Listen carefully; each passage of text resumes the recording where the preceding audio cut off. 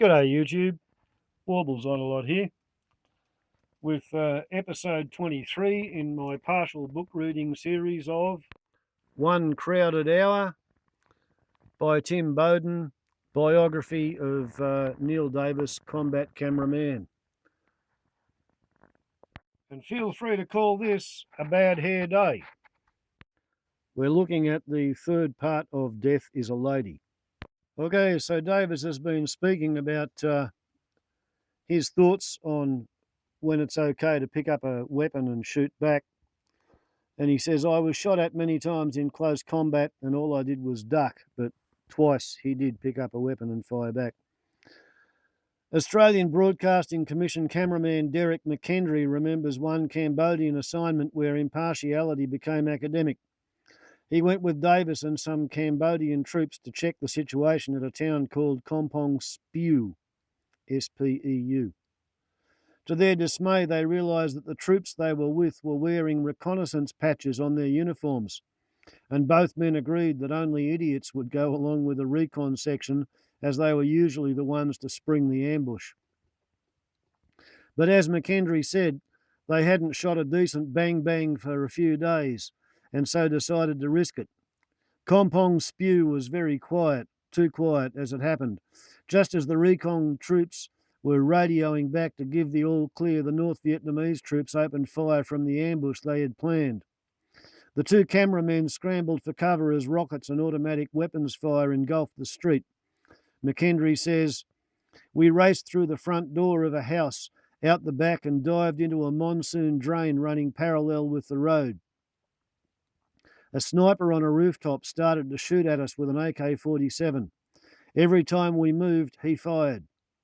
The two men crawled very slowly along the drain, the sniper's bullets thudding into the bank millimetres from their backsides, until they came to an unpleasant obstacle, the body of a very dead and stinking soldier. McKendry says he'd been there about a week, and his body had swollen in the heat and split his uniform, and his face was just starting to become a skull. Naturally, this impeded our progress somewhat. Davis, who couldn't see the obstacle, urged McKendry forward. The choices available were all unpalatable: to crawl over the rotting body, to go back, or lose cover and go around. Meanwhile, the sniper was still shooting. Stalemate. McKendry noticed that the dead Khmer soldier still had a couple of hand grenades attached to his webbing. I reached forward and took one, handing it back to Davis, and kept the other for myself. The pins were out, still attached to the webbing, but the clips were clutched firmly in our hands. I said to Davis, count three and throw, which I did in the direction of the sniper, and took off like a cut cat down the monsoon drain and back onto the road, which had some tree cover. I stopped to rest and wait for Davis, but Davis had disappeared. McKendry came under fire again and withdrew from the too-hot town of Kampong Speu back to the schoolhouse some distance away, where he met ABC correspondent Phil Pinwill. McKendry told him they had been under close fire and had been too busy staying alive to shoot any film. We were quite worried about Davis, but he turned up safe and sound shortly afterwards. I asked him where the fuck he had got to. No problem, said Davis. After all that bullshit, I decided to stay a while and get some film. McKendry believed that made the difference between a fair to average cameraman like me and a great cameraman like Neil Davis. He never asked whether Davis threw the grenade he had been given.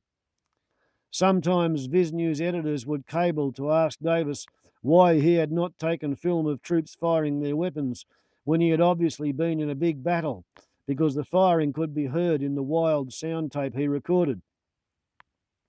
The answer was simple. I'd been in a firefight so heavy that the soldiers I was with had to keep their heads down. Their colleagues in another part of the battlefield were returning the fire. Some cameramen used to get troops to reenact firing their weapons after the battle was over. I've always categorically refused to take film of them firing for firing's sake. It may seem a silly thing to say, but they might kill somebody on the other side simply because I have asked them to fire their weapons. I was determined my coverage would be historically correct. Once, Davis saw a foreign cameraman ask a South Vietnamese soldier to stand up and loose off a burst from his M16 as though he was in a firefight. The soldier obliged and died, falling victim to an answering volley from an enemy no one had known was out there. Davis also believed that correspondents had to be completely self-sufficient in the field. With some anger and bitterness, he told the story of a foreign correspondent who did not have a steel helmet, so borrowed one from a South Vietnamese captain, and then saw the captain take a bullet in the head. Davis's acute awareness of the military situation could often lead to exclusive stories. Jim Gerand remembers an incident during action on the east bank of the Mekong River, across from Phnom Penh in 1971. All the press's interest was focused on this battle. They had a ringside seat. There was access and a genuine firefight to cover. But Neil Davis absented himself quietly for a couple of days and reappeared with a better story. The East Bank action had distracted attention from an unknown but disastrous series of government defeats at a place called Srang. Davis had noticed that helicopters had been arriving at Pokentong Airport from an unexpected direction.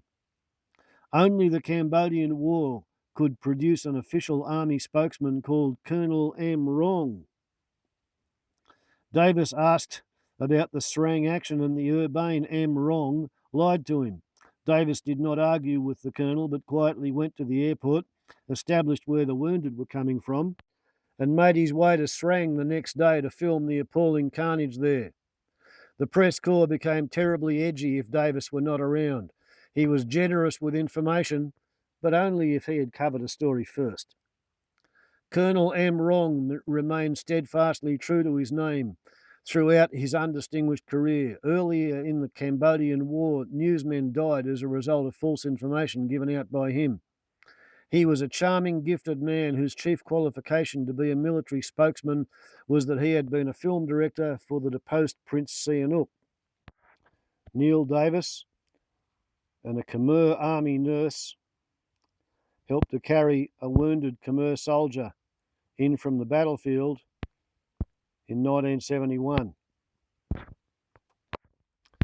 Davis in 1971 with his cameraman, below that with his soundman and driver, Srun.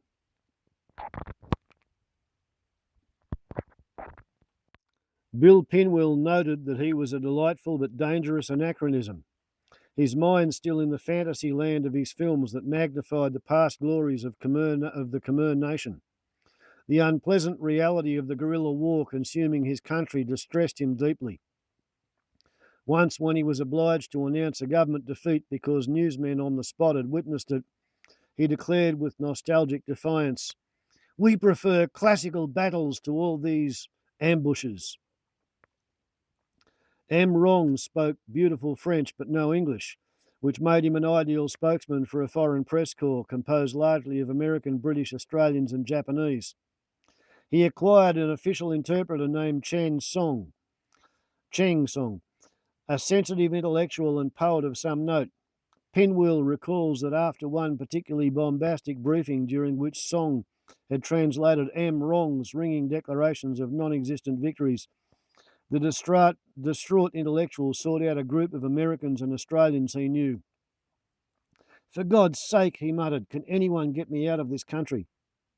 Armed with the latest intelligence from the filmmaker M. Rong and the poet Song, the International Press Corps fanned out across the countryside to cover the war. This meant hiring a car and driver at exorbitant rates. A knowledgeable driver was the key to success and survival. Davis's first driver, Srun, said that he had been a tourist guide. He spoke near-perfect English and had been to university in Peking. Bill Pinwell said he combined inordinate courage and coolness with a wry sense of humour. During one of several battles for control of Kampong Speu, a provincial capital 40 kilometres from Phnom Penh, Davis, Pinwell and a number of other correspondents found themselves on the losing side. They made a dash for Srun's car, which was waiting with its engine running. "Let's go," someone shouted as the journalists piled into the car. "Everyone lie on the floor," yelled another voice. I assume that does not include me, said Srun quietly but audibly as he drove the prone press to safety.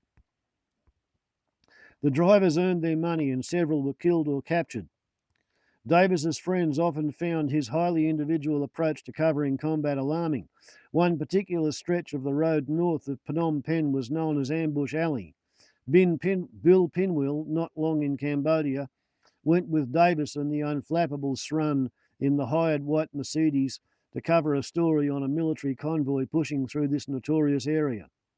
As they approached the Davis danger zone, Davis told Srun to drive to the head of the convoy.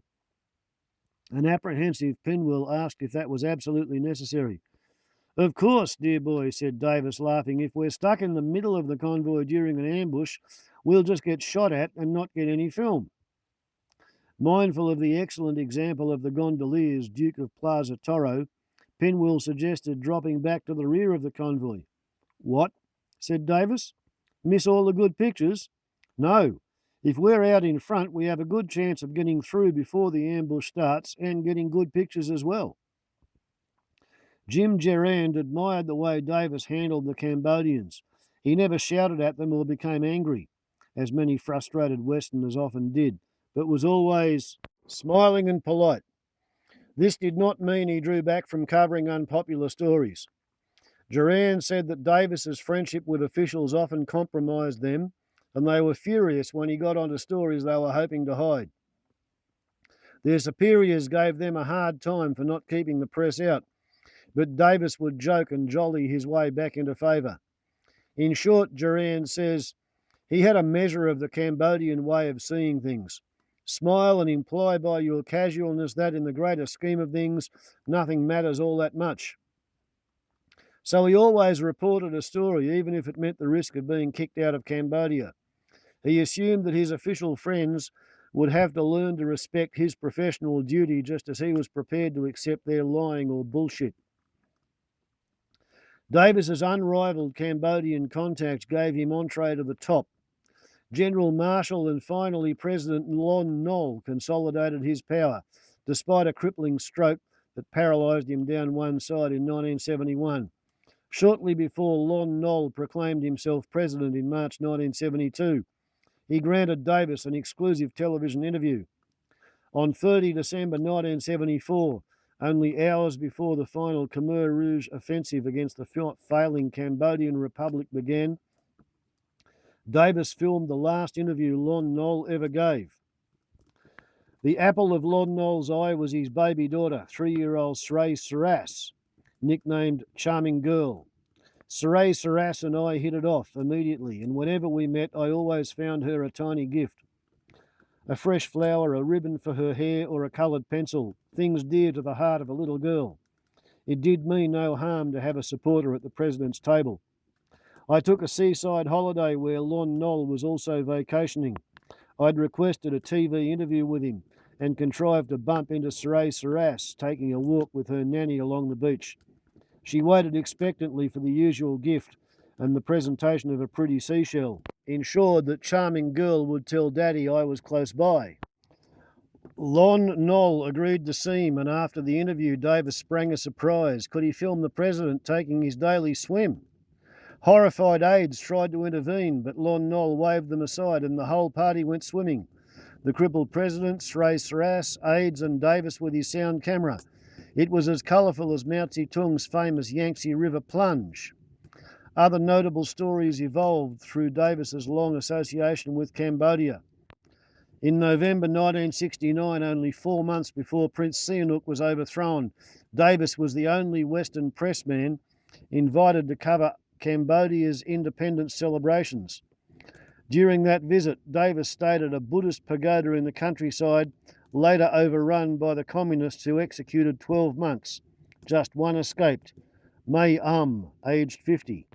Shortly after the ailing Lon Nol had declared himself president of Cambodia in 1972, Neil Davis obtained this exclusive interview with him. We'll settle up to YouTube. Back soon with episode 24. Ciao.